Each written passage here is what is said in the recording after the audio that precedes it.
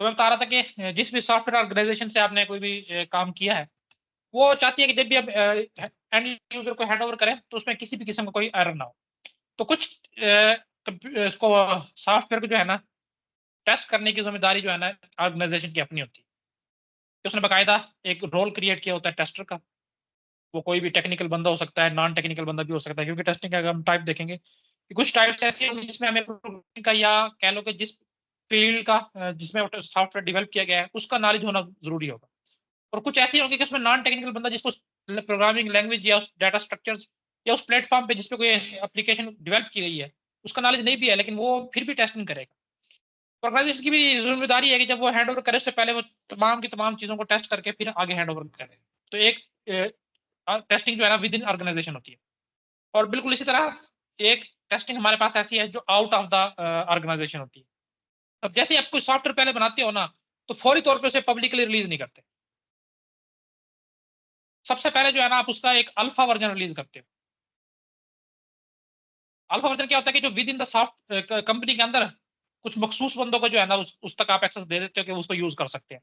एक दो तीन चार हफ्ते या वीक या मंथ कुछ भी एक टाइम स्पैन होता है, उसके लिए वो सॉफ्टवेयर जो है ना सिर्फ और सिर्फ कंपनी के अंदर मौजूद लोग जो है ना सिर्फ वही चलाते हैं। वो नोट डाउन करते हैं कि सॉफ्टवेयर का बिहेवियर क्या है, किस किस्म की कंडीशंस में जो है ना इसने एक एक्सपेक्टेड आउटपुट हमें नहीं प्रोवाइड की, और वो सारे नोट डाउन करते रहते हैं, फीडबैक देते रहते हैं डेवलपर्स को, प्रोग्रामर्स को, सबको। तो अल्फा टेस्टिंग जो है इसको मैं इंक्लूड करने भूल गया हूँ, क्योंकि मैंने अभी ये स्लाइड तैयार की है और मैं अभी तकरीबन वापस आया हूँ।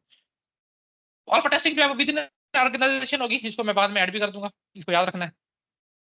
और इसके लिए बाकायदा जो है ना एक रोल क्रिएट किया गया होता है ऑर्गेनाइजेशन के अंदर। वो बंदा जो है ना इस टीम भी हो सकती है, ये टेस्टिंग कर रही होती है।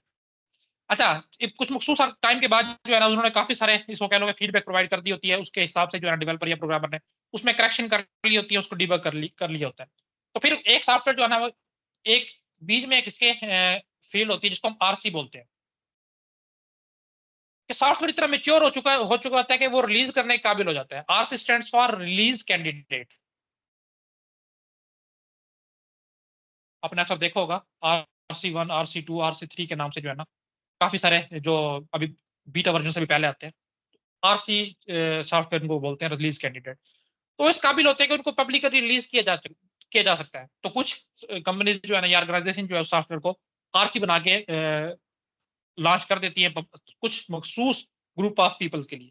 तो उसमें भी यही होता है कि वो पब्लिकली चला गया, थोड़े से ज्यादा लोगों के पास चला गया, तो वो जो है ना इसको कह लोगे थोड़ा टेस्टिंग करते हैं। या कुछ ऑर्गेनाइजेशन रिलीज कैंडिडेट को बिल्कुल स्किप कर देती हैं और अल्फा टेस्टिंग के बाद अगेन फौरी तौर पे बीटा वर्जन जो है सॉफ्टवेयर का लॉन्च करते हैं। बीटा वर्जन एक प्री रिलीज बिल्ड होती है, ये तकरीबन तकरीबन तैयार होती है, लेकिन एक फाइनल टेस्टिंग के लिए जो है ना पब्लिकली आप सॉफ्टवेयर को रिलीज करते हो। पूरी पब्लिक जो है ना वो इसमें कोई भी इसको इंस्टॉल कर सकता है, इसमें मखसूस ग्रुप ऑफ पीपल नहीं है। ये पब्लिकली सबको अवेलेबल होता है, लेकिन लिखा होता है कि बीटा बिल्ड है, इसमें एरर जो है एक्सपेक्टेड है, इसको आप डेली यूज के लिए जो है ना यूज ना करें, क्योंकि इसकी आउटपुट जो है ना वो अनएक्सपेक्टेड भी हो सकती है। तो यूजर इसको टेस्ट करते हैं, इसमें जो भी फीडबैक उसको देते हैं, कोई उनको एरर मिलता है, कोई वो परेशानी या कोई इंप्रूवमेंट चाह रहे होते हैं, तो सारी सारी जो है ना वो डेवलपर्स को फीडबैक भेजते रहते हैं, बिल्कुल ऐसे जैसे अल्फा में विद इन द ऑर्गेनाइजेशन लोग भेज रहे होते हैं, तो इसमें आउट ऑफ द ऑर्गेनाइजेशन लोग भेज रहे हैं। तो डेवलपर्स के हिसाब से उसको जो है ना फाइन ट्यून करते रहते हैं, रिफाइन करते रहते हैं। और एक कंडीशन हमारे पास ऐसी आती है कि जो है ना तकरीबन तकरीबन आप कह लो कि बग फ्री या एरर फ्री सॉफ्टवेयर जो है ना आपके पास बिल्ड हो जाता है। तब आप उसको जो है ना पब्लिक रिलीज करते हो एक कह लो कि मुकम्मल सॉफ्टवेयर पैकेज की सूरत में। तो ये एक प्रॉपर फील्ड होती है जो एक सॉफ्टवेयर के रिलीज करने से पहले होती है।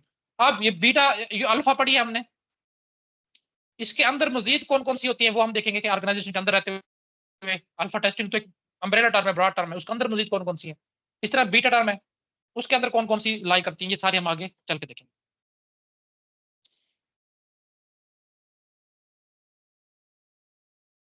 तो देखें जी, अब हम देखते हैं सॉफ्टवेयर टेस्टिंग है क्या। Software testing involves executing a program to identify any error or bug in the software product code।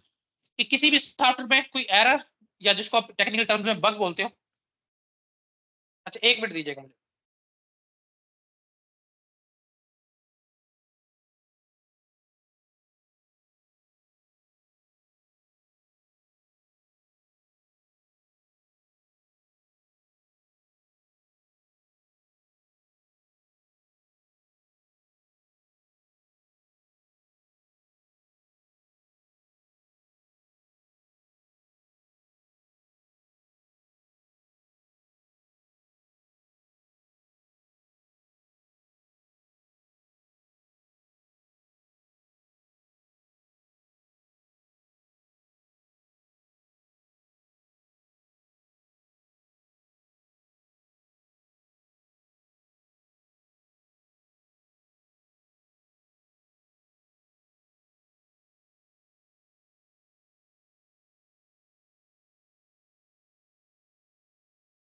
अच्छा देखें, एरर और बग को आइडेंटिफाई करने का काम, सिर्फ आइडेंटिफाई करना है, रेक्टिफाई नहीं करना, वो टेस्टिंग का काम नहीं है।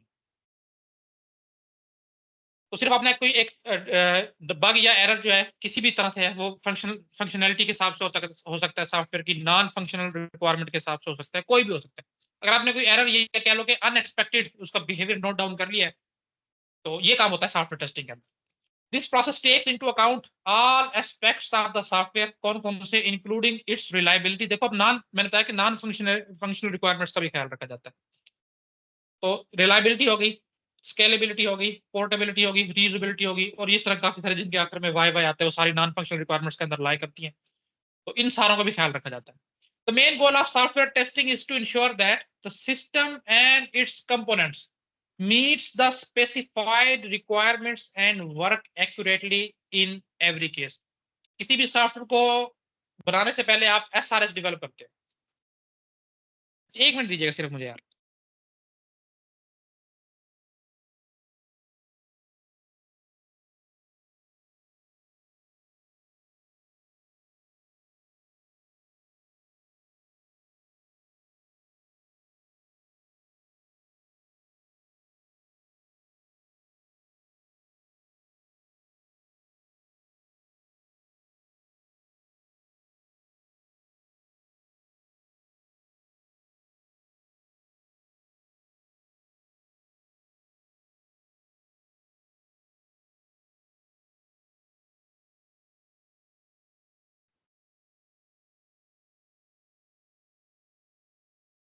जब हम कोई भी सॉफ्टवेयर हमने बनाना होता है, उससे पहले हम एक डॉक्यूमेंट्स तैयार करते हैं जिसको सॉफ्टवेयर रिक्वायरमेंट्स स्पेसिफिकेशन या एसआरएस के नाम से जाना जाता है। तो जब आप हैंड ओवर कर रहे होते हो या पब्लिकली रिलीज कर रहे होते हो ना सॉफ्टवेयर, तो आप उसकी ईच एंड एवरी फंक्शनैलिटी को एसआरएस के साथ मैच करते हो। ये बात यहाँ पे लिखी हुई है कि जो जिस मकसद के लिए आपने सॉफ्टवेयर बनाया था, अब ये कोई भी हो सकता है, आप जनरल पब्लिक के लिए बना रहे होते हो या किसी भी स्पेसिफिक ऑर्गेनाइजेशन के लिए डेवलप कर रहे होते हो, बिल्कुल प्राइवेट सॉफ्टवेयर हो सकता है, तो वो आप उसके साथ मैच करते हो और फिर करते हो कि अगर इसमें कोई एरर आ रहा है या मसला आ रहा है और इसके मुताबिक वो आउटपुट नहीं दे रहा, तो इसका मतलब है कि अभी आपका सॉफ्टवेयर इतना मेच्योर नहीं हुआ कि आप उसको हैंड ओवर कर सको।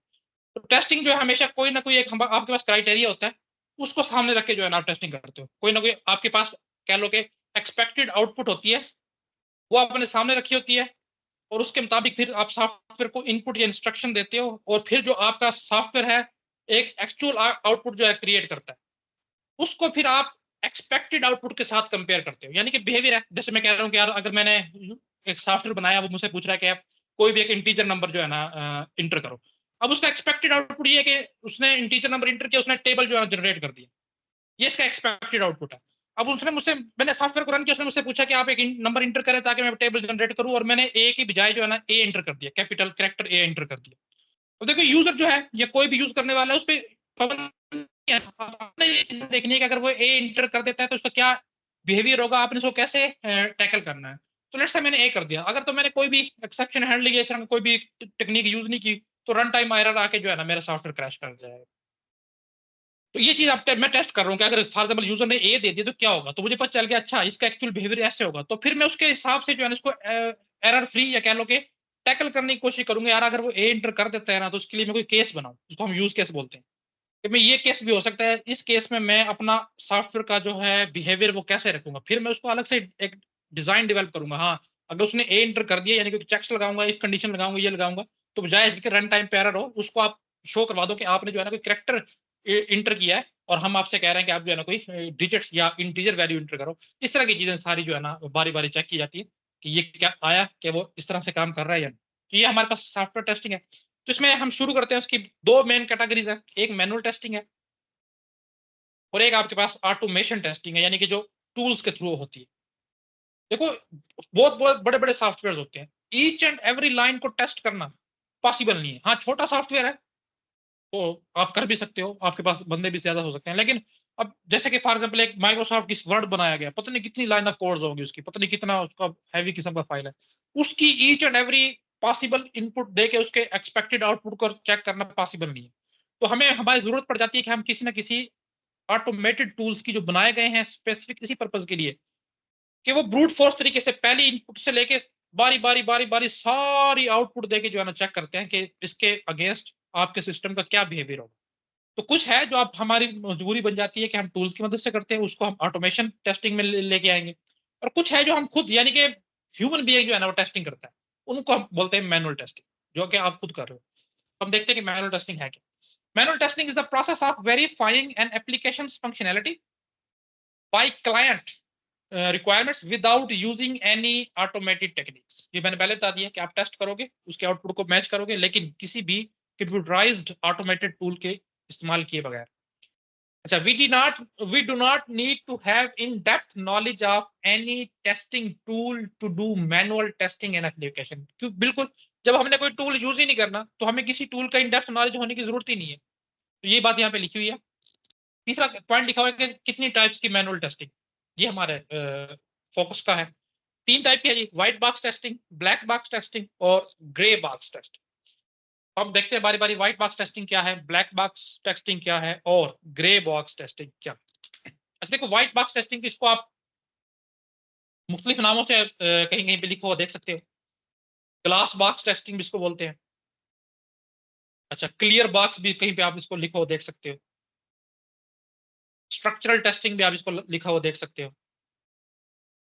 इस तरह के 2-3 इसके नाम हो सकते हैं, और भी कुछ हो सकता है। ट्रांसपेरेंट टेस्टिंग, यानी कि जितने भी सफाई या क्लियर कट के क्रिस्टल क्लियर के मानी में आए उसका नाम हो सकता है। लेकिन जो इसका मेन नाम है वो यही है, व्हाइट बॉक्स टेस्टिंग।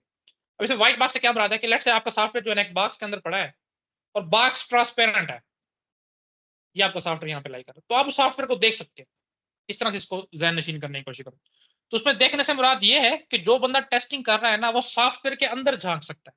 अब सॉफ्टवेयर के अंदर क्या है, कुछ भी नहीं है, लाइन ऑफ कोड्स है, सोर्स कोड्स है, डेटा स्ट्रक्चर यूज हुए हैं, डेटाबेस यूज हुआ है, कंट्रोल फ्लोज है, इफ एल्स कंडीशन लगी हुई हैं, और इस तरह की कुछ और भी 2-4 चीजें हो सकती है। बस यही चीजें हैं सॉफ्टवेयर के अंदर। मेन चीज क्या है कि सोर्स कोड। तो बस यही व्हाइट बॉक्स टेस्टिंग का काम है कि जो बंदा व्हाइट बॉक्स टेस्टिंग कर रहा होता है ना, एक्चुअल में उसको नॉलेज होता है जिस भी प्रोग्रामिंग लैंग्वेज या प्लेटफॉर्म पे ये सॉफ्टवेयर डेवलप किया गया है, तो फिर वो उसी हिसाब से जो है उसकी टेस्टिंग करता है, क्योंकि उसको पता है कि फॉर एग्जाम्पल ये लिखा हुआ है कि प्रिंट एफ लिखा हुआ है, तो उसको पता है कि इसका मतलब ये होगा, तो वो प्रिंट एफ को चेंज करके कुछ और इंटर करने की कोशिश करेगा। तो इस तरह करके जो है ना व्हाइट बॉक्स टेस्टिंग में इस तरह की चीज आ जाती है कि जो बंदा टेस्टिंग कर रहा हो तो उसको पता होता है कि सॉफ्टवेयर किस प्रोग्रामिंग लैंग्वेज में लिखा गया है, कौन सा डेटा स्ट्रक्चर में यूज किया गया है, कौन सा डेटाबेस मैनेजमेंट सिस्टम यूज किया गया है, और क्या क्या इसकी एक्सपेक्टेड आउटपुट है, उसके अगेंस्ट फिर वो जो इनपुट देके जो है टेस्टिंग करते हैं। तो देखें जी व्हाइट बॉक्स टेस्टिंग में क्या है, analyse the internal structures, the use data structures. कौन सा डेटा स्ट्रक्चर यूज है, ये इंटरनल स्ट्रक्चर, वो इंटरनल डिजाइन, इसका डिजाइन कैसा है, कोड स्ट्रक्चर, कोड स्ट्रक्चर में कोड कौन किस तरह से लिखा गया है, और वर्किंग ऑफ द सॉफ्टवेयर, और सॉफ्टवेयर कैसे वर्क कर, ये सारी चीजें जो है ना व्हाइट बॉक्स टेस्टिंग। और भी इस तरह के आप स्ट्रक्चर के हिसाब से या सोर्स कोड के हिसाब से कुछ भी इसमें ऐड कर सकते हैं। अच्छा, दूसरा पॉइंट देखेंगे, it is also called glass box testing और क्लियर बॉक्स टेस्टिंग, ये मैं ऑलरेडी आपको बता चुका हूँ। White box testing is also known as transparent testing या ओपन बॉक्स टेस्टिंग, ये भी कहीं कहीं पे आपको लिखा हुआ मिल सकता है। अच्छा, अब इसमें ये बात है, tester has access the source code, tester को सोर्स कोड लेवल तक एक्सेस दी गई होती है, तो उसमें सोर्स कोड में भी चेंजिंग करके देख सकता है थोड़ी बहुत, के अगर इस तरह का हो जाए तो क्या इसमें मसला आएगा, सारा कुछ इस तरह कर सकता है। And uses this knowledge to design test cases. Test cases क्या होते हैं, जैसे मैं बता रहा था कभी कि यूज केस हम डेवलप करते हैं। यूज केस क्या होता है कि एक पॉसिबल बिहेवियर इस सॉफ्टवेयर का, कि अगर हम ये चीज करें तो इसके अगेंस्ट सॉफ्टवेयर क्या बिहेवियर शो करेगा, इसको हम बोलते हैं टेस्ट केस। पहले हम टेस्ट केस डेवलप करते हैं। अब क्या हो सकता है, लेट्स से मैं कहता हूँ कि मैंने रजिस्ट्रेशन करनी है, तो रजिस्ट्रेशन करके मैं यूज केस बनाऊंगा कि कैसे होगी। यूजर आएगा, ईमेल इंटर करेगा, पासवर्ड इंटर करेगा और रजिस्टर के बटन पे क्लिक करेगा। इसका यूज केस है कि ऐसे यूज किया जाएगा सॉफ्टवेयर को। अब मैं इसका टेस्ट केस बनाने लगा। टेस्ट केस क्या हुआ कि लेट्स से उसने ईमेल पे जो है ना @ एंड फलान डॉट कॉम लिखना भूल गया, तो आपका सॉफ्टवेयर इस सूरत में क्या शो करेगा, क्या वो इसको एक्सेप्ट कर लेगा या कोई एरर जनरेट करेगा। अच्छा, आपने शर्त लगाई है कि सॉफ्टवेयर पासवर्ड में जो है ना अल्फान्यूमेरिक प्लस स्पेशल कैरेक्टर होना चाहिए, तो लेट्स से उसने स्पेशल कैरेक्टर को ओमिट कर दिया है, ये एक टेस्ट केस बनेगा कि उस सूरत में आपका सॉफ्टवेयर क्या करेगा।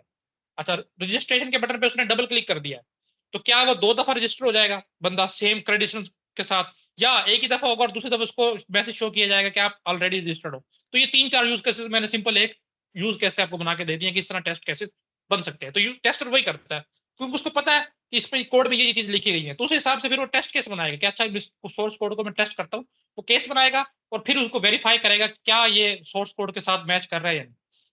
The tester creates test case to examine the code path and logic flows to ensure that meet the specified requirement. Flow की बात हो सकती है, let's say if else condition कहीं पे आ गई है। अब उसको कल भी हमने देखा था कि दो फ्लो बनते हैं हमेशा, तो वो दो फ्लो यहाँ पे टेस्ट केस बनाएगा कि अगर यस हो जाए तो क्या होगा, नो हो जाए तो क्या होगा। यानी कि वो each and every possible flow जो है ना सॉफ्टवेयर का, उसको कवर करने की कोशिश करेगा, क्योंकि उसको पता है कि यहाँ पे कंडीशन लगी हुई है, यहाँ पे स्विच लगी हुई है, हर चीज लगी हुई है, तो उस हिसाब से वो टेस्ट केस बनाएगा और बारी बारी सबको करके देखेगा कि आया वाकई अपने फ्लो में काम कर रहा है या इसमें बीच में कोई एरर तो नहीं। तो इस तरह से मुराद है व्हाइट बॉक्स टेस्टिंग। मेन चीज यही है कि जो टेस्ट कर रहा है उसको इंटरनल स्ट्रक्चर का, प्रोग्रामिंग लैंग्वेज का, इन सारी चीजों का पता है, और बस ये एक मेन इसका थीम। अच्छा, अब टेस्ट व्हाइट बॉक्स टेस्टिंग में होता क्या क्या है, ये कुछ इसकी टाइप्स हैं कह लो, या कह लो कि टेक्नोलॉजी मेथोडोलॉजीज हैं कि व्हाइट बॉक्स टेस्टिंग होती क्या है। तो देखो, एक स्टेटमेंट कवरेज है, एक ब्रांच कवरेज है, एक पाथ कवरेज है, और एक म्यूटेशन टेस्टिंग या म्यूटेशन कवरेज भी आप बोल सकते हो। स्टेटमेंट कवरेज में क्या होती है, testing every statement in the code at least once, कि कम से कम एक दफा आपके सोर्स कोड में मौजूद each and every instruction, each and every statement को आप एक कम से कम एक दफा टेस्ट करोगे। इसको बोलते हैं स्टेटमेंट, क्योंकि हमें सोर्स कोड तक एक्सेस है, स्टेटमेंट कवरेज। फिर ब्रांच है, ब्रांच आपको पता है जंप को, लूप को, इस तरह के स्टेटमेंट को कहा जाता है। Testing every possible outcome of conditional statement if else, इस स्टेटमेंट को कम से कम एक दफा अपने हर इफ एल्स को टेस्ट कर। फिर पाथ कवरेज है, पाथ क्या होता है कि इसके बाद ये पाथ लेगा, इसके बाद ये पाथ लेगा, इस तरह का। Testing every possible path of execution in code, ठीक है जी। और म्यूटेशन टेस्टिंग, अब म्यूटेशन टेस्टिंग क्योंकि उसको सोर्स कोड तो एक्सेस है, वो सोर्स कोड में थोड़ी बहुत चेंजिंग भी करेगा, मैं बता रहा था। मॉडिफाइंग द कोड स्लाइटली, थोड़ी बहुत चेंजिंग करेगा। And checking if the test cases can detect the change, कि जो मैंने टेस्ट केस बनाया है, क्या मैंने बनाया था कि @gmail.com लाजमी होना चाहिए, और सोर्स कोड में भी चेक लगा हुआ था कि अगर उसने ईमेल लिखा है और उसके आगे ये नहीं है तो आप उसके एरर जनरेट कर दो। अब मैंने सोर्स कोड में चेंज किया, क्या किया मैंने, ये वाली कंडीशन हटा दी कि उसने अगर gmail.com नहीं लिखा हुआ ना तो कोई बात नहीं। और उसके बाद फिर मैं उसको जीमेल के साथ और जीमेल के अलावा दोनों तरीकों से इंटर करके देखूंगा, और मैं डिटेक्ट करूंगा कि पहले तो जब मैं जीमेल नहीं डाल रहा था तो वो एरर जनरेट कर रहा था, तो क्या अब जो मैंने कोड में चेंज किया है और अब मैं gmail.com नहीं डाल रहा तो वो डिटेक्ट कर रहा है या नहीं। तो ये इसमें म्यूटेशन टेस्टिंग आ जाती है। तो ये कुछ टाइप्स हैं व्हाइट बॉक्स टेस्टिंग। नेक्स्ट हमारे पास ब्लैक बॉक्स टेस्टिंग है। अब ये इसका बिल्कुल उल्टा है, इसमें इंटरनल स्ट्रक्चर्स का, इंटरनल डिटेल्स का आपको नहीं पता होता सॉफ्टवेयर की। आपको कहा जाता है कि ये इनपुट दो, एक टेबल इसमें दिया जाता है टेस्टर को कि ये इनपुट है और इसके अगेंस्ट जो है ना ये सॉफ्टवेयर की एक्सपेक्टेड आउटपुट है। तो आप ये इनपुट दो, जो सॉफ्टवेयर आउटपुट देगा उसके साथ एक्सपेक्टेड आउटपुट को मैच करो और अपनी रिपोर्ट मुरतब करो कि क्या एक्सपेक्टेड आउटपुट और जो सॉफ्टवेयर जनरेट कर रहा है वो आपस में इक्वल है या नहीं। अगर डिफर कर रही है तो कहाँ कहाँ पे कर रही है और क्या रेशो है।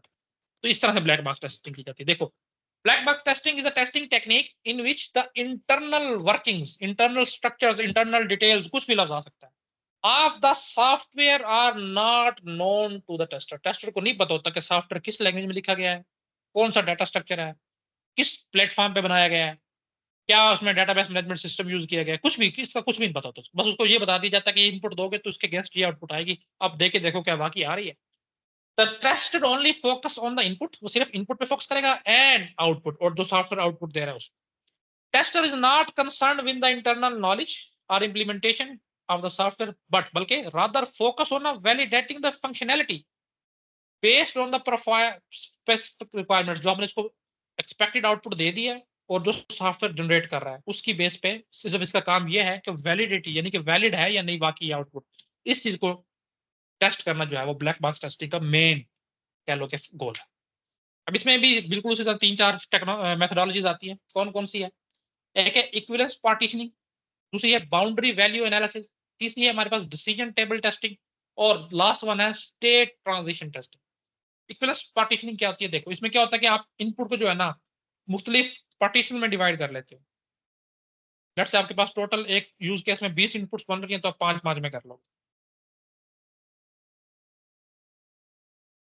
और हर बंदे को ये दे दोगे 5 आप करो, 5 ये करे, 5 वो करे, 5 वो करे, और फिर इसके अगेंस्ट आउटपुट जो आएगी उसको मैच करे एक्सपेक्टेड आउटपुट्स। तो आप पार्टीशन कर रहे हो और इक्वलेंस पार्टीशनिंग कर रहे हो। और फिर अगली दफा ये 5 जो है ना इस बंदे को दे दोगे, ये इस बंदे को दे दोगे, ये इसको इसको चेंज करते रहोगे बारी बारी, जो है इस तरह राउट करते रहोगे। तो ये बात लिखी हुई, डिवाइडिंग द इनपुट डोमेन, जितनी भी आपके पास टोटल इनपुट है उसको डिवाइड कर दो किसमें, इक्विवेलेंस क्लासेस में, इक्विवेलेंस ग्रुप्स में, and testing one representative value from each class के, एक इसमें से उठा ली, एक इसमें से उठा ली, एक इसमें से उठा ली, एक इसमें से उठा ली, या एक बंदा इसमें से कर रहा है बैक वक्त, दूसरा बंदा इसमें से कर रहा है बैक वक्त, तीसरा बंदा इसमें से कर रहा है बैक वक्त, चौथा बंदा इसमें से कर रहा है। तो इस तरह करके कोई भी पॉसिबल जो है ना सिचुएशन बनाई जा सकती है। दूसरा है हमारे पास बाउंड्री वैल्यू एनालिसिस। अब क्या है कि लेट्स से मैंने एक सॉफ्टवेयर बनाया, तो उसमें मैंने कहा कि ये इंटीजर वैल्यू एक्सपेक्ट कर रहा है कि इंटीजर एक्स में इंटर करो। हमें पता है कि इंटीजर की जो साइन इंट है उसकी छोटी से छोटी वैल्यू 0 हो सकती है और बड़ी से बड़ी वैल्यू जो है ना 65,535 हो सकती है। तो अब मैं क्या करूंगा, इस तरह की टेस्टिंग जो है ना बाउंड्री वैल्यू टेस्टिंग, उसमें मैं सिर्फ जो लोएस्ट पॉसिबल वैल्यूज है वो, और जो हाईएस्ट पॉसिबल वैल्यूज इनपुट की हो सकती है उनको दे के जो है टेस्ट करूंगा कि क्या वाकई ही ये अपनी जो एक वैल्यूज की रेंज है उसकी जो एक्सट्रीम वैल्यूज है, बाउंड्री वैल्यूज है, उन पे काम कर रहा है या नहीं। बीच में तो हमें पता है कर ही लेगा, अब हम एक्सट्रीम वैल्यूज को देके देख रहे हैं कि क्या वो काम कर रहा है या नहीं। तो ये बाउंड्री वैल्यू एनालिसिस में आ जाता है। डिसीजन टेबल टेस्टिंग, तो आपके पास पहले आप टेबल बनाते हो इसमें। अच्छा देख लेते क्या, creating a table to show combination of inputs and outputs for different scenarios. ये इनपुट है, इसके गेस ये आउटपुट है, इस तरह का एक टेबल बना लेते हो और फिर उनका कम्बिनेशन देखते हो कि अगर दो इनपुट यहां से आ रही है तो उनके गेस दो आउटपुट कौन सी आ रही है। तो अगर एक आएगी तो यहां से कितनी आएगी, कुछ भी मुख्तलिफ हो सकता है। डिसीजन आपने लेना, तो डिसीजन आपको पता है कहां पे आता है, जहां पे इफ एल्स कंडीशन या कंट्रोल स्ट्रक्चर आ जाता है। तो इस तरह की एक टाइप है, इसको देख लो, इसी तरह समझ लो बस। स्टेट ट्रांजिशन, देखो हमें पता है कि एक प्रोसेस जो है ना जब एग्जीक्यूशन में होता है तो अपने स्टेट्स को चेंज करता है। तो ये स्टेट ट्रांजिशन में ये इसी चीज को नोट डाउन किया जाता है कि जब प्रोसेस जो है आपका सॉफ्टवेयर है एक स्टेट से यानी कि P1 से तो P2 में गया है, तो उसके दरमियान क्या चेंज आई है। ये आप इसको कह सकते हो कि नॉन फंक्शनल रिक्वायरमेंट में आ जाता है, या नॉन फंक्शनल जो है उसकी फंक्शनैलिटी उसमें आ जाता है। अच्छा, ये थी हमारे पास ब्लैक बॉक्स टेस्टिंग की मेथडोलॉजीज। अब हम उसकी टाइप्स को देख लेते हैं कि इसमें टाइप्स कौन कौन सी। तो देखो, एक इसमें टाइप है कि जिसमें आप फंक्शनल रिक्वायरमेंट्स को टेस्ट करोगे या फंक्शनैलिटीज को टेस्ट करोगे। एक रिग्रेशन टेस्टिंग है, रिग्रेशन क्या होता है हम देख लेंगे। और तीसरा हमारे पास नॉन फंक्शनल टेस्टिंग है, ऐसी उसकी फंक्शनैलिटीज जो सॉफ्टवेयर के बेसिक ऑपरेशंस के अलावा है। जैसे मैंने बताया कि आखिर में सारे TY आती है, जो वैल्यू रिलायबिलिटी, यूजेबिलिटी, पोर्टेबिलिटी, ये जितनी भी है वो नॉन फंक्शनल रिक्वायरमेंट है, उनको टेस्ट करने का नाम है NFT। तो फंक्शनल टेस्टिंग क्या है, जैसे नाम ही बता रहा है कि आपका सॉफ्टवेयर कौन कौन सी फंक्शनैलिटी प्रोवाइड कर रहा है, उन्हीं को टेस्ट करना है, ईच एंड एवरी फंक्शनैलिटी, कोई भी मिस नहीं करना। अब फंक्शनैलिटी क्या होती है, लेट्स अगर मैंने कोई सिस्टम बनाया, वेब बेस्ड सिस्टम, जो कि यूजर जिसमें जो है ना अपना कह लो कि स्टोर बना सकते हैं, कोई चीज सेल आउट कर सेल इन कर सकते हैं। अब इसकी क्या क्या फंक्शनैलिटीज है, ये एक तो सेलर को रजिस्टर करे, सेलर का अकाउंट बनाए, उसका स्टोर बनाए, उसको इनलिस्ट करने की सहूलत प्रोवाइड करे, उसको सेल करने की सहूलत प्रोवाइड करे, अपना रेवेन्यू देखने की सहूलत प्रोवाइड करे। ये सारे की सारी फंक्शनैलिटीज आ रही है। इस तरह जो बायर है उसका भी अकाउंट बनाए, उसको भी अपने अकाउंट देखने की, चीजें परचेज करने की, अच्छा जितने पैसे वो लगा चुका है आज तक वो चीज देखने की, रिव्यू पोस्ट करने की, रिफंड करने की, ये सारे की सारी फंक्शनलिटी प्रोवाइड की जाए। तो ये मैंने कुछ फंक्शनल रिक्वायरमेंट जो एक सॉफ्टवेयर से मैं एक्सपेक्ट कर रहा हूँ, कोई E-कॉमर्स बेस्ड सॉफ्टवेयर है, वो चीजें मैंने बताई। तो इस तरह की जो है ये फंक्शनल इसकी रिक्वायरमेंट्स हैं। तो हम ये चेक करेंगे कि अच्छा ये बनानी थी, अब ये सॉफ्टवेयर बन गया है, तो ये क्या अपनी सारी फंक्शनैलिटीज को पूरा कर भी रहा है या नहीं। तो ये दोनों तरीकों से की जा सकती है, मैनुअल भी की जा सकती है और ऑटोमेटिक तरीके से भी की जा सकती है। तो बस इसमें ये फंक्शनलिटीज को करना है, जो इसकी फंक्शनलिटीज है उसके हिसाब से आपने करना है। समझने वाली चीज है रिग्रेशन टेस्टिंग। लेट्स से आपने एक पहले सॉफ्टवेयर बनाया हुआ था, अब यूजर की तरफ से रिक्वायरमेंट्स आई या वैसे आपने खुद से डिसाइड किया कि इसमें यार कुछ नई फंक्शनलिटीज को ऐड किया जाए। लेट्स से अभी पिछले दिनों व्हाट्सएप ने जो है क्या किया कि चैनल का सहूलत जो है ना पाकिस्तान में लॉन्च किया कि आप चैनल क्रिएट कर सकते हो। चैनल और ग्रुप में थोड़ा बहुत फर्क है, चैनल में आपकी पुरानी जितनी भी हिस्ट्री है वो चैट की वो डिलीट नहीं होती, आप कोई भी जब भी टाइम पे ज्वाइन करे वो देख सकता है कि पहले इसमें क्या पोस्ट होता रहा है और फला फला। शुरू शुरू में जब आप लोगों ने व्हाट्सएप वालों ने चैनल को लॉन्च किया ना पाकिस्तान में, तो क्या हुआ कि वो जो स्टेटस जहाँ पे आप शो करते थे ना व्हाट्सएप के, वो बार ही खत्म हो गई थी बिल्कुल ही। आपके पास ऑप्शन नहीं था, सिर्फ स्टेटस का ऑप्शन आ रहा था। अगर आपने वो बीटा उसका टेस्टर हो व्हाट्सएप पर तो आपको ये पता होगा।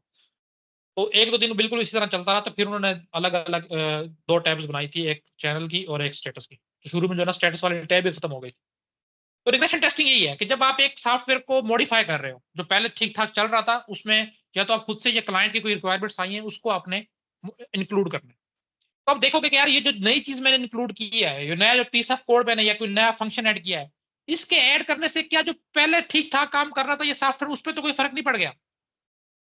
तो पहले तो ठीक चल रहा था ना, पॉसिबल है। आप क्या क्या करते हो कि बिल्कुल आपका प्रोग्राम ठीक चल रहा होता है, एक फंक्शन आपने बनाया होता है, आप उसी का दूसरा फंक्शन बनाते हो, तो क्या होता है कि सॉफ्टवेयर चलता ही नहीं, बिल्कुल बिल्कुल पॉसिबल है। तो ये चीज में टेस्ट की जाती है रिग्रेशन टेस्टिंग में, कि जो पहले ठीक चल रहा था और आपने कोई मजीद उसको मॉडिफाई किया, नई चीज ऐड की है, उसके बाद आप टेस्ट करोगे कि आया कि इसका इम्पैक्ट इससे पहले वाले जो इसके मॉड्यूल थे उन पर तो नहीं पड़ा। ये हमारे पास regression testing. The process of testing the modified parts of the code and the parts that might get affected due to modification। Modification की है, एक तो मॉडिफाइड जो आपने नया कोड डाला है उसको तो करोगे करोगे, और इसकी वजह से कोई और कोड तो मुतासिर नहीं हुआ, इसको भी टेस्ट करोगे, तो इसका नाम है रिग्रेशन टेस्टिंग। रिग्रेशन कहते हैं रिटर्न ऑफ समथिंग। जो रिग्रेशन का मतलब है कि किसी चीज की वापसी हुई है, उसको हम रिग्रेशन बोलते हैं। और सॉफ्टवेयर की टर्म में इसको बोलते हैं कि रिटर्न ऑफ बग, कि बग वापस आ गया, कोई एरर आ गया, तो इसलिए इसको बोलते हैं रिग्रेशन।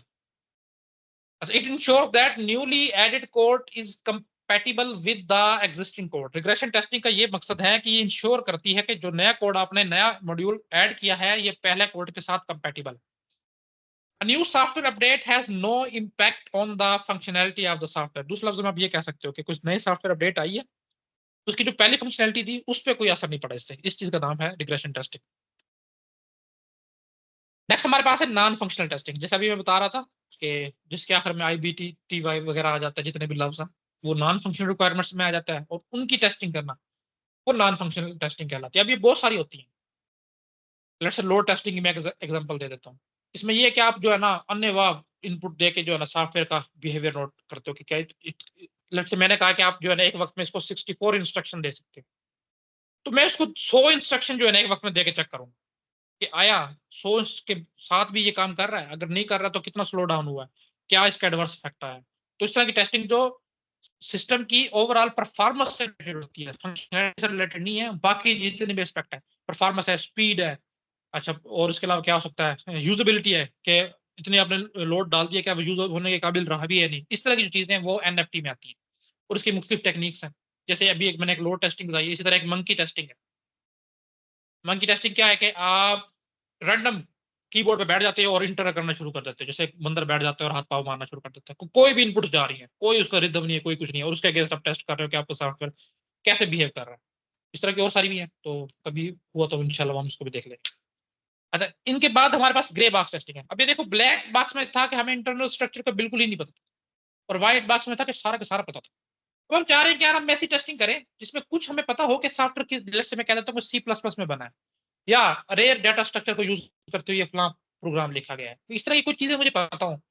इसके अंदर कितनी इफ एल्स कंडीशन है ये नहीं पता, कितने स्विच केसेस हैं, कितनी लूप लगी हुई है ये नहीं पता, इस तरह की डेटाबेस कौन सा यूज हुआ ये नहीं पता। कुछ पता है मुझे, डिटेल्स कुछ नहीं पता। तो इस तरह की जो चीजें हैं कि आप थोड़ा बहुत बता देते हो सेमी ट्रांसपेरेंट टाइप की, और फिर कहते हो कि आप टेस्टिंग करो। इस किस्म की टेस्टिंग को कहा जाता है ग्रे बॉक्स टेस्टिंग। ये व्हाइट बॉक्स और ब्लैक बॉक्स का कॉम्बिनेशन है, दोनों के बीच की चीज है। तो इसमें भी काफी कह लो कि चीजों का क्लियर होता है। अच्छा, यहाँ तक हमारी मैनुअल टेस्टिंग कंप्लीट होगी। अब आगे है ऑटोमेशन टेस्टिंग। ऑटोमेशन आप एक टूल्स की मदद से करते हो, काफी टूल्स डेवलप हो चुके हैं जो ईच एंड एवरी लाइन को, ईच एंड एवरी पाथ को, each and every control structure को टेस्ट करते हैं, और उसके गैस फिर आपको बताते हैं कि आपका सॉफ्टवेयर जो है ना कैसे काम कर रहा है। तो वही इसमें लिखा हुआ है कि no need for human labour, कि इंसान की कोई जरूरत नहीं है, सॉफ्टवेयर के थ्रू ही सॉफ्टवेयर टेस्ट कर लिया जाता है। तो इसको हम कहते हैं ऑटोमेशन टेस्टिंग। अच्छा, अब हम जनरल व्यू देख लेते हैं जो अभी अभी तक हमने पढ़ा है। देखो, ब्लैक बॉक्स भी हमने पढ़ ली है, व्हाइट बॉक्स भी पढ़ ली है, एक आपकी टर्म यूज होती है यूनिट टेस्टिंग। अब यूनिट टेस्टिंग क्या होती है? जब भी आप सॉफ्टवेयर बनाते हो ना, तो एक ही बंदा सॉफ्टवेयर को नहीं बना रहा होता, मुख्तलिफ टीम्स होती है, उनका काम डिवाइड हुआ होता है। जैसे इस टीम का काम है कि वो लेट्स से मैं कहता हूँ ऑब्जेक्ट ओरिएंटेड प्रोग्रामिंग पैराडिगम के थ्रू आप सॉफ्टवेयर बना रहे हैं। तो मैंने इसको कहा कि आप स्टूडेंट की क्लास बनाओ, उसके जितने भी फंक्शन वगैरह हैं वो आप क्लियर करो। आप भाई टीचर की बनाओ, उसके भी जितने फंक्शनलिटीज वगैरह हैं, जितने भी यूज केसेस हैं, वो सारे के सारे आप करो। और आप जो है भाई, आप आगे जो है ना कोई और हम इसको काम देते हैं, आप लेट्स से एग्जाम सिस्टम बनाओ जी, आप एग्जाम की क्लास बनाओ, उसमें सारी चीजें करो। अब ये सबने अपने अपने कर ली, अपने अपने एंड पे बना ली, ठीक है जी, बना ली। अब इनमें से हर बंदा अपने एंड पे अलग अलग टेस्टिंग करेगा। ये बंदा क्लास वाले की यानी कि स्टूडेंट की करेगा, ये टीचर की क्लास की करेगा, और ये एग्जाम की क्लास की करेगा। तो अब देखो ये हमने मॉड्यूल्स में डिवाइड किया हुआ सॉफ्टवेयर को, यूनिट्स में डिवाइड किया हुआ है, और इन ईच यूनिट्स की जो हम अलग अलग टेस्टिंग कर रहे हैं इसको बोलते हैं यूनिट टेस्टिंग। इससे नेक्स्ट हमारे पास है इंटीग्रेशन। अब देखो कभी ना कभी तो आपको इन तीनों को इकट्ठा करके एक जगह पर लिखना पड़ेगा, रखना पड़ेगा, और फिर उनको टेस्ट करना पड़ेगा कि अच्छा अलग अलग तो काम कर रही थी, जब ये तीनों को मैंने लिख दिया है, आया तब काम कर रही है कैसे। लेट्स से इस क्लास में मैंने एक फंक्शन डिक्लेयर किया होता फ्रेंड फंक्शन, और इसमें भी एक मैंने फ्रेंड फंक्शन डिक्लेयर किया होता। अब लेट्स से मैंने फ्रेंड फंक्शन बनाया कहीं भी नहीं है, डिक्लेयर कर दिया लेकिन कहीं भी नहीं बनाया, और कॉल मैं कर रहा हूँ एग्जाम से जाके उसको, तो वो कहेगा भाई फ्रेंड फंक्शन आपने अब तो मेरा बनाया नहीं है, और अगर चलो बनाया भी है तो डिक्लेयर कहाँ पे किया, डिफाइन कहाँ पे किया, बताओ। तो जरूरी है कि अगर कोई चीज यूनिट टेस्टिंग से पास हो गई है, जब इसको हम इकट्ठा करके करें तो जरूरी नहीं है तब भी पास हो, बीच में कोई ऐसी चीजें हो सकती हैं जो कि यूनिट टेस्टिंग में वो टेस्ट हो ही नहीं सकती, जब आप उन सब चीजों को मिला दो तब टेस्टिंग होगी, बिल्कुल पॉसिबल है।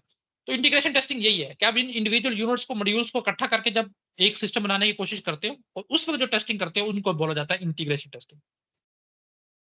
अच्छा, फंक्शनल टेस्टिंग भी हम देख चुके हैं क्या होती है। नेक्स्ट हमारे पास है सिस्टम टेस्टिंग। अच्छा, इंटीग्रेशन के बाद ये आती है, आपने सबको इकट्ठा कर लिया, इंटीग्रेशन टेस्टिंग कर ली, और फिर आप देखते हो कि अच्छा ये तो हो गया, अब जो आपकी एसआरएस थी वो आप सामने रखोगे, और इस सॉफ्टवेयर की टेस्टिंग करोगे सिस्टम लेवल। नाम ही बता रहा है कि पूरे सिस्टम की टेस्टिंग है, और किसके अगेंस्ट होगी, किसी स्पेसिफाइड रिक्वायरमेंट्स के अगेंस्ट। यहाँ पे लिखा भी होगा it's meets the specific requirements. इस किस्म की टेस्टिंग को सिस्टम टेस्टिंग बोला जाता है। एक्सेप्टेंस टेस्टिंग हमेशा आपका एंड यूजर करता है, कि आपने एंड यूजर को दे दिया, एंड यूजर अपने 2 4 6 दिन इसको यूज करेगा, वो देखेगा हाँ ये मेरे सारे काम कर रहा है, फिर वो आपको रिपोर्ट देगा कि बिल्कुल ठीक सॉफ्टवेयर है। इसको बोलते हैं एक्सेप्टेंस टेस्टिंग, कि यूजर ने, यूजर की तवक्कात थी, एक्सपेक्टेशंस थी, उस पर पूरा उतरा है, उसने एक्सेप्ट कर लिया कि हाँ ये सॉफ्टवेयर ठीक। रिग्रेशन टेस्टिंग में हम पढ़ चुके हैं नया मॉड्यूल ऐड करने के वक्त में। परफॉर्मेंस टेस्टिंग नॉन फंक्शनल उसमें आ जाती है, कि उसकी परफॉर्मेंस कैसी रही है, स्पीड क्या है, स्केलेबिलिटी क्या है, स्टेबिलिटी है। और सिक्योरिटी टेस्टिंग, जाहिर है कोई भी सॉफ्टवेयर है उस पर, अगर वो वेब बेस्ड है लेट से, उस पर थ्रेट के चांसेस तो है, तो आपने क्या सिक्योरिटी इंप्लीमेंट की है, इस तरह की टेस्टिंग जो है वो ये नॉन फंक्शनल है, ये भी सिक्योरिटी टेस्टिंग है। तो ये कुछ टेस्टिंग की टाइप्स थे मेरे पास, अगर कुछ मजीद रह गई होंगी तो मैं इंशाल्लाह कल ऐड कर लूंगा, अभी मैं देख लूंगा कि कुछ रहती हैं या नहीं। तो आसान चीजें हैं, कोई इतने वाले समझने वाले नहीं है, हाँ याद करने वाली हैं, जैसे कि रिग्रेशन टेस्टिंग, इस तरह के एक दो टर्म्स हैं जो आपके लिए नहीं हो सकती हैं। बाकी चीजें वही है जो हम ऑलरेडी पढ़ के आ चुके हैं, लेकिन एक बार चलो ओवरव्यू हो गया, नॉलेज कह लो कि रिफ्रेश हो गए। तो अगर मजीद में देखूंगा कि इसमें रहती हुई है एक दो टेस्टिंग थी और एक दो टर्म्स थी, जैसे कि रिवर्स इंजीनियरिंग है, री इंजीनियरिंग है, फॉरवर्ड इंजीनियरिंग है, ये एक दो टर्म्स हैं जो टेस्टिंग में तो नहीं आती, लेकिन ये भी कह लो कि एक नॉन सी टर्म्स है। और उसके अलावा कोहिजन और कपलिंग भी है। तो इंशाल्लाह उम्मीद तो है कि कल हम जो है इसको एंड कर लेंगे, और हो सकता है कि कल ही हम जो है थ्री ऑफ ऑटोमेटा को शुरू भी कर दें। हाँ जी, आज के सर लेक्चर पे कोई issue? जी। सर वो अल्फा टेस्टिंग और बीटा टेस्टिंग वो किस में आएगी?